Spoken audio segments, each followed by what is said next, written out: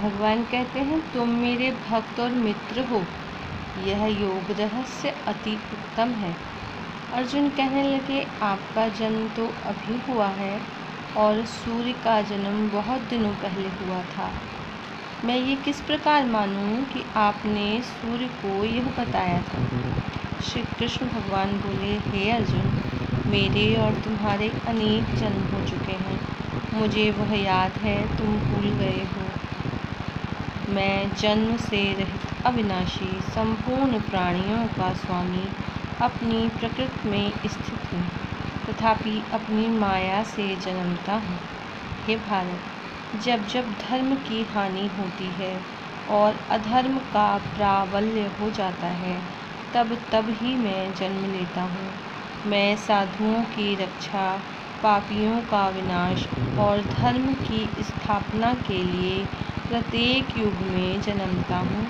जो मेरे इस अलौकिक जन्म और कर्म का तत्व जानता है, वह मृत्यु होने या फिर जन्म होने पर वह जन्म नहीं लेता और मुझ में लीन हो जाता है। इस भांति मोह, भय और क्रोध को त्याग कर मुझ में भक्ति करके और मेरी शरणागत हो बहुत से मनुष्य ज्ञान रूपी तप से पवित्र होकर मुझ में मिल गए हैं। जो जिस भाव से मेरा पूजन करता है, उसको मैं उसी प्रकार फल देता हूँ।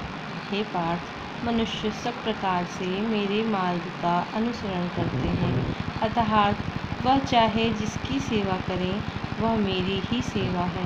मनुष्य लोक में कर्म सिद्धि की इच्छा करने वाले लोग देवताओं का पूजन करते हैं, क्योंकि इस लोक में कर्म की सिद्धि शीघ्र नहीं होती।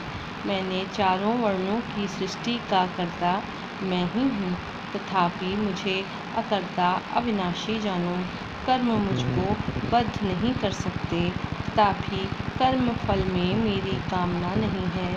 इस प्रकार जो मुझको पहचानता है, वह कर्मों के बंधन में नहीं पड़ता। इस प्रकार समझकर प्राचीन मुमुक्षुओं ने भी कर्म किए हैं। अतएव पूर्व पुरुषों के पहले के किए हुए कर्म को तू भी कर। हे अर्जुन, कर्म क्या है और अकर्म क्या है, इसके विचार में विद्वानों की बुद्धि भी चकरा जाती है।